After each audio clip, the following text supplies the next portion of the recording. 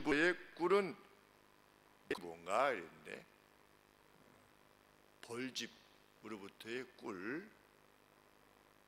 지혜는 내 영혼을 위해 이와 같다는 것을 알라. 만일 그것을 발견하면 이후 거기 미래가 있을 것이다. 그리고 내 소망이 절단되지 않을 것이다. 기다리며 엎드리지 말라. 사자가 이렇게 엎드리는 것처럼 기다리면서 기회를 엿보면서 이렇게 엎드려 있는 그런 상태를 말하는 겁니다. 15절에는 악한 자여 의인 엿보지 말라 그랬는데 lie 이렇게 엎드려 이렇게 있는 것인데 in wait 기다리면서 이렇게 있는 그러지 말라는 것이죠. 무엇을 위해서? 오 악한 자여 의인의 거주를 대적하며 그의 휴식처를 파괴하지 말라. 의인은 7번 넘어지고 다시 일어나기 때문이다. 그러나 악인은 재난의 때에 넘어진다. 내 원수가 넘어질 때 즐거워 말라. 네 마음으로 그가 걸려 넘어질 때 기쁘도록 하지 말라. 내 마음이 저절로 이렇게 기뻐지게 된다는 거죠. 악인이 이렇게 넘어지면 원수가. 그런데 네 마음으로 기뻐하도록 하게 하지 말라. 그렇지 않으면 여호와께서 보시고 불쾌하게 여기셔서 그의 분노를 그로부터 돌리실 것이기 때문이다. 우리 지혜자는 먼저 권하는 것이 꿀을 먹으라 그랬습니다. 왜냐하면 그것이 좋기 때문이다. 꿀을 먹으면 좋다는 것을 달콤함 외에도 좋다라고 하는 것을 벌써 이제 먹어보면 경험적으로 알게 되는 것이죠. 꿀이 좋다. 꿀이 설탕과 달리 당과 관계없이 다른 것이라고 하지 않습니까? 똑같이 단데도 불구하고 이 당뇨 있는 사람에게 꿀은 그렇게 문제가 되지 않는 그런 구조를 가지고 있다는 것을 알게 됩니다. 그리고 꿀을 먹으면 염증에 도움이 된다는 것을 우리가 알게 됩니다. 그래서 속이 안 좋은 분들에게 꿀을 드시게 되는데 꿀을 먹으라. 왜? 그것이 몸에 좋기 때문인 것이죠. It's good. 그랬습니다. 참 좋다. 누구나 아는 상식입니다. 누구나 아는 것을 들어서 지금 말하고자 하기 때문입니다. 또 벌집으로부터의 순수한 꿀은 달콤하기까지 하다. 보통 몸에 좋은 거는 쓰지 않습니까? 쓴데 이 꿀은 달콤하면서 거기다가 좋기까지 하다. 꿀이 얼마나 좋으냐. 꿀을 논하는 이유는 그 다음 구절 때문에 그러합니다. 하나님으로부터의 지혜의 말씀이 그와 같기 때문이다. 영혼에 좋고 영혼에 달콤하기 때문이다.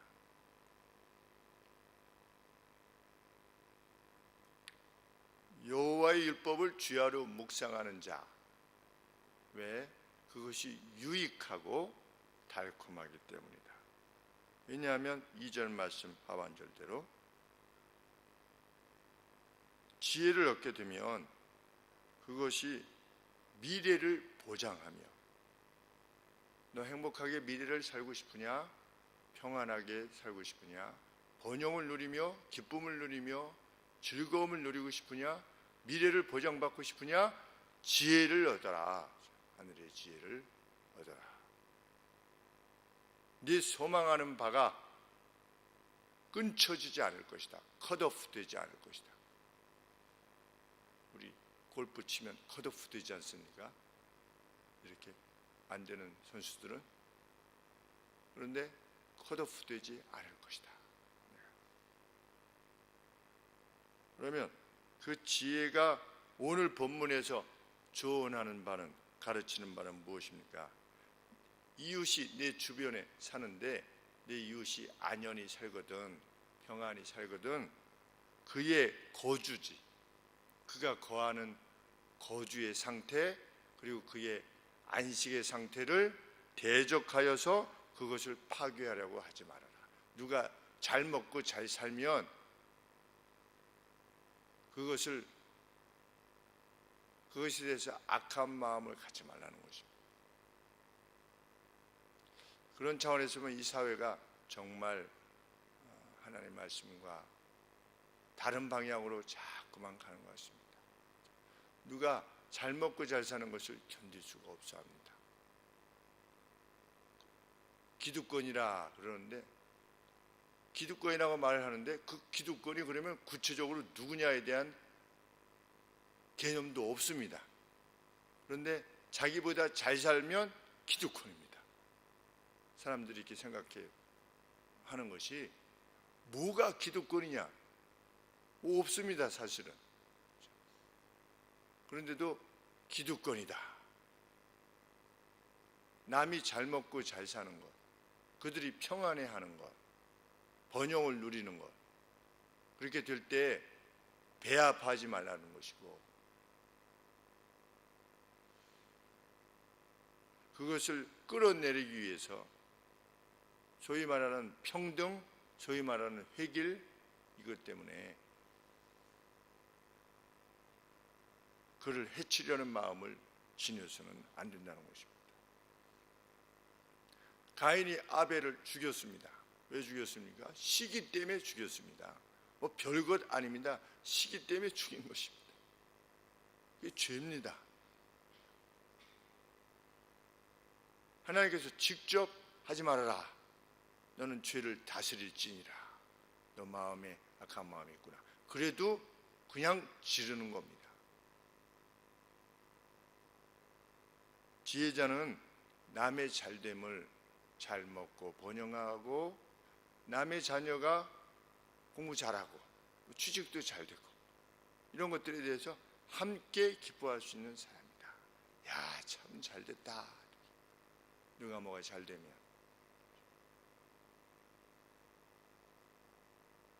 그 누구의 권리도 침해하지 말아라. 그 사람이 마땅히 누려야만 될 어떤 권리, 그 인간으로서의 권리를 누릴 수 있도록 돕는 사람이 되는 것입니다. 그래서 출애굽기 20장 17절에서 그 누구의 집이나 종이나 아내나 자녀를 탐하지 말라. 우리 정치계에 보면 뭐 지금 이슈가 되는 이러한 문제들, 남의 여자들하고, 남의 여자하고, 남의 배우자하고, 이런 것들이 죄냐 죄가 아니냐, 법정적인 죄냐 아니냐의 문제를 우리는 넘어선 사람들이어야 될 것입니다. 법정적으로는 문제가 없다. 점차로 사회가 정말 악하게 가는 것 같습니다. 그것이 동의를 했느냐 아니었느냐에 따라서 죄냐 아니냐가 결정되고 말아버리는 그러한 식으로 나아가는, 그래서 동의했으면 그것이 남의 배우자건 아니건 그것이 악으로 정의되지 않는 사회로 나아간다는 것이 얼마나 악한 것인지 알 수 없습니다. 그의 아내나 자녀를 탐하지 말라, 이렇게 말씀하셨는데,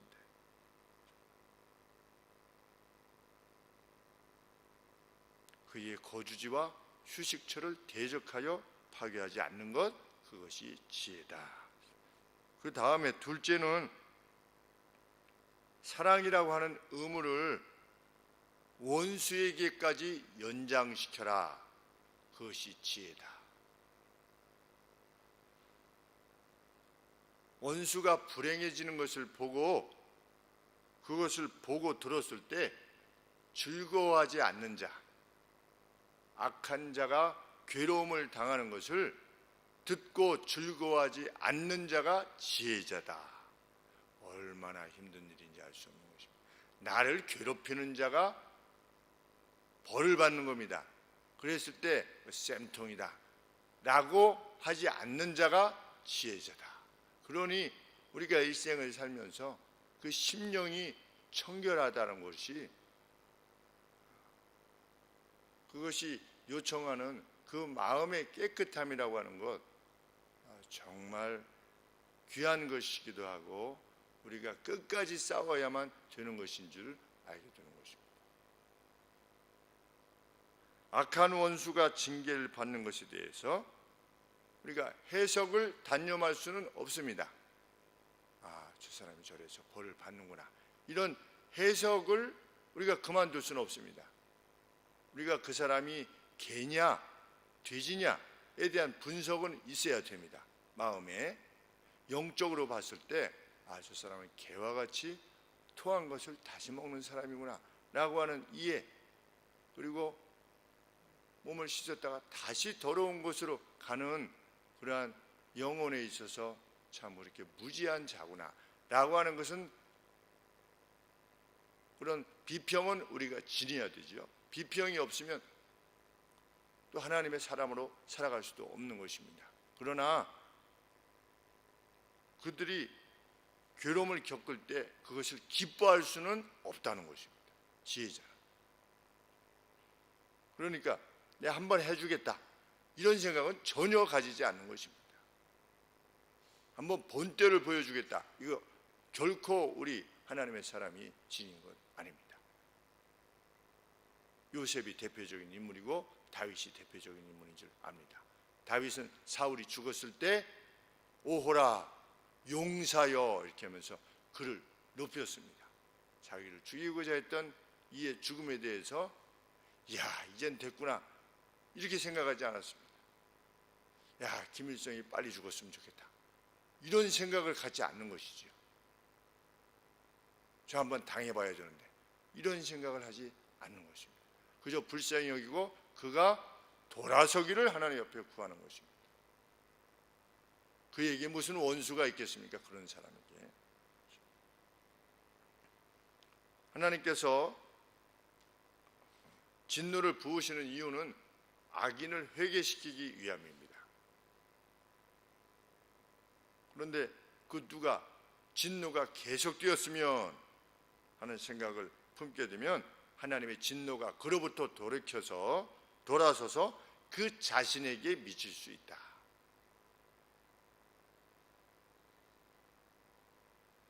요나가 그 대표적인 인물입니다.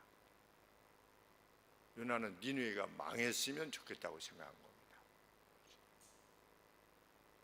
왜냐하면 늘 이스라엘을 괴롭혔던 나라이기 때문입니다. 이스라엘을 늘 괴롭힌 겁니다. 그러니 그 괴롭힌 나라의 수도가 망하는 것, 그거 얼마나 통쾌한 일이겠습니까? 하나님 본때를 보여주시옵소서. 하나님께서 아니라는 것이죠. 좌우를 알지 못하는, 이게 무슨 말입니까? 개와 돼지와 같은 심령이라는 것입니다. 좌우를 알지 못하는 자가 12만 명이 넘는다. 그 어린아이들이 많다 이런 뜻이 아니고, 그렇게 영적인 무지 가운데 있는 자들이지만 12만 명이라는 큰 수, 그리고 우승하는 가축들, 그것을 어찌 아낌이 합당치 아니하냐, 내가 틀렸냐 이렇게 말씀하시는 거죠. 그것이 지혜자의 삶이라고 하는 것. 악인의 죽음에 대해서조차도 슬퍼할 수 없는 자로, 그러한 사랑으로 이 세상을 살아가는 사람, 하나님의 사람이다. 그래서 우리를 누군가 평가할 때, 그 누구라도 우리 자신을 평가할 때, 우리 그 성도님은 정말 악함이 전혀 없는 이야, 그냥 사랑만 넘치다가 가신 분이야 라고 하는 평을 남기고 간다는 것, 정말 영예로움이 아닐 수 없습니다. 세상에서 이루는 그 어떤 위대한 일, 잡스 하나도 부럽지 않은 것입니다. 세상에 뭘 남겼다, 그거 중요하지 않은 것이죠. 누구에게 참 넘어진 일을 한번 일으켜주는 그 어떤 사랑, 그것이야말로 하나님 앞에 값진 것이라 믿습니다. 기도하겠습니다. 하나님이 말씀하시는 지혜는 선하고 달콤하기까지도 하다는 이 말씀을 저희 듣습니다.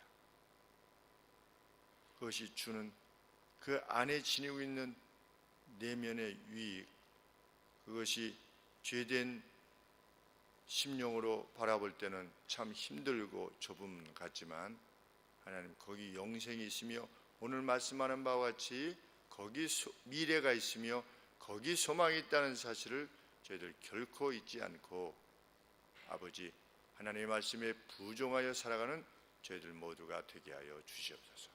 하나님, 이 태풍이 비만 허락되어 줄 수 있도록 도와주시옵시고, 아버지, 많이 메말라 있는데 많은 비를 허락하여 주시기를 소원합니다.